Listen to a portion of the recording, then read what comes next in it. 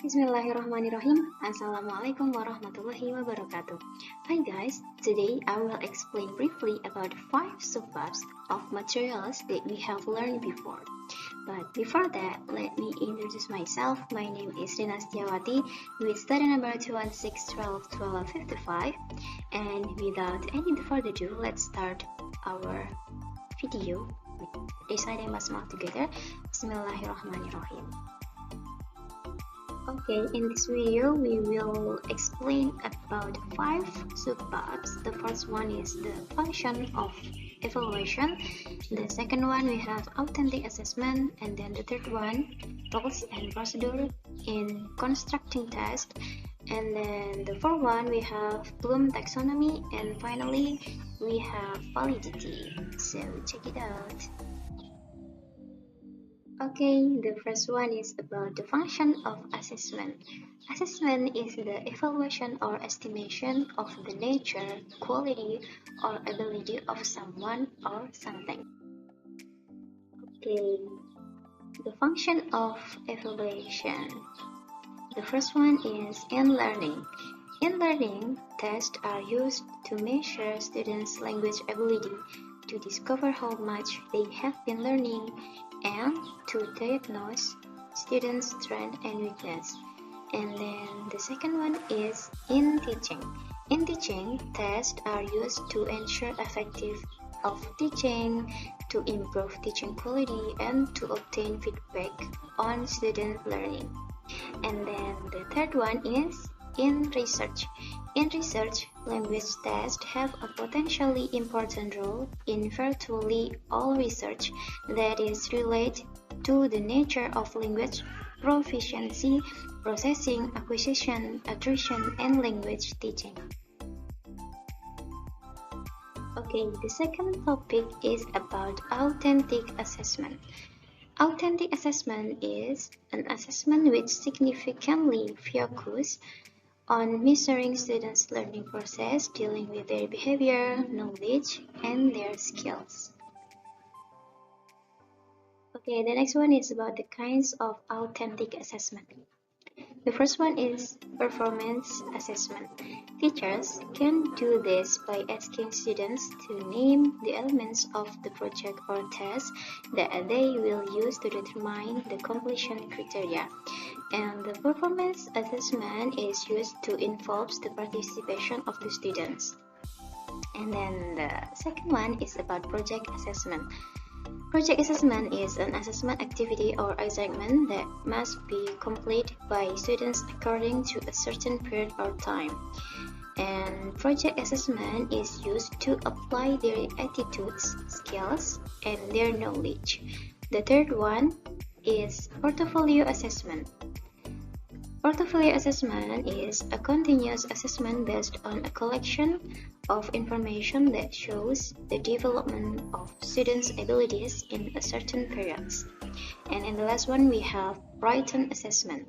The written test consists of selecting or supplying answers and descriptions, such as we will find on multiple choice, completing table, or filling table, like that. Okay, the third topic is about procedures in constructing test.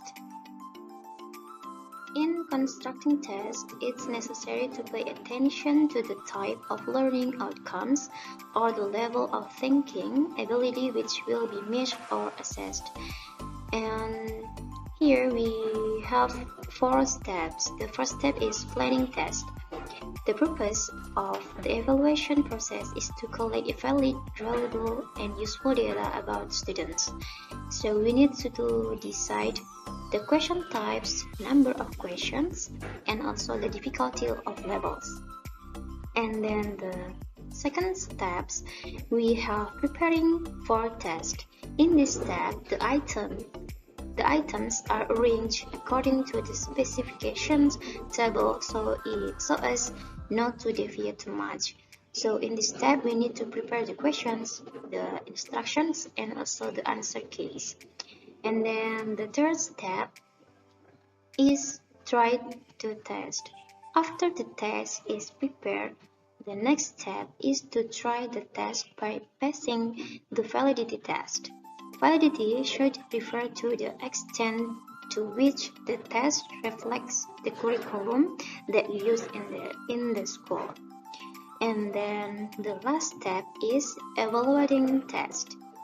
Evaluating test is used to determine the quality of the test and the quality of the response from the students. So after evaluation, the exam questions are ready to be given to the students. Okay, the fourth topic is about Bloom taxonomy. Bloom taxonomy is a level that is used as a teacher's guide in compiling questions to achieve learning objectives. Okay, in Bloom taxonomy, we will learn about level of thoughts. Here we have creating, synthesis, evaluating, analyzing, applying, understanding, and also remembering. And creating to analyzing is thoughts, and applying to remembering is plots. Creating. Able to produce essays, theories, classification, proposals, scientific writings, and works. And synthesis. Students are able to explain the pattern structure to provide the required solution. And in evaluating, students able to assess the work based on internal notes. And then analyzing, able to describe and critiques a structure. And then in applying, able to solve a problem using a method, and understanding, able to explain a concept and principle. And then the last one is remembering, is recalling the facts or the idea. Okay guys, the last topic is about validity. Validity comes from the words validity, which means the extent to which the accuracy of a measuring instrument in carrying out its measurement functions. Based on Aswar, 1986. Okay, the types of validity. The first one is content. The content or material being tested is relevant to the abilities of the knowledge, lessons, experience, or background of the person being tested. Content validity cannot be measured by number because the results of the assessment are in the form of adjustment to the substance of the test with ICT tag from the curriculum. And then the next type is constructions. The constructions focused on test where each item builds every aspect of thinking mentioned in the basic competencies. And then the third one is empirics. The accuracy of measurements based on the results of an empirical analysis originating from or obtained on the basis of observation in the field. And then the next type is about criteria. Linking measuring instruments with other measuring instruments as criteria.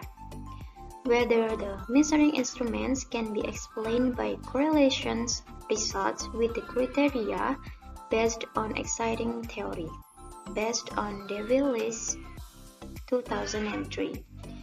And then the next one is congruent. The benchmark is the scores of similar tests that have been standardized. Example, by correlating the results of a new intelligence test, which will be validated with a standardized intelligence test score. And then the last one is predictive. The relationships between the test scores obtained by the test takers with conditions that will occur in the future. Okay, the Next is about how to know the validity of a measurement tool. A test is said to have validity if the results are by the criteria, in the sense of having parallels between the test results and the criteria. The technique used to determine the alignment is the product-moment correlation technique proposed by Person.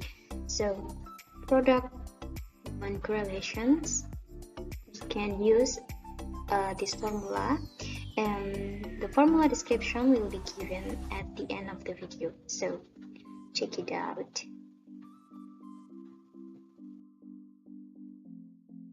Okay, thank you guys. I hope that this video helped your knowledge, and thank you. Have a nice day.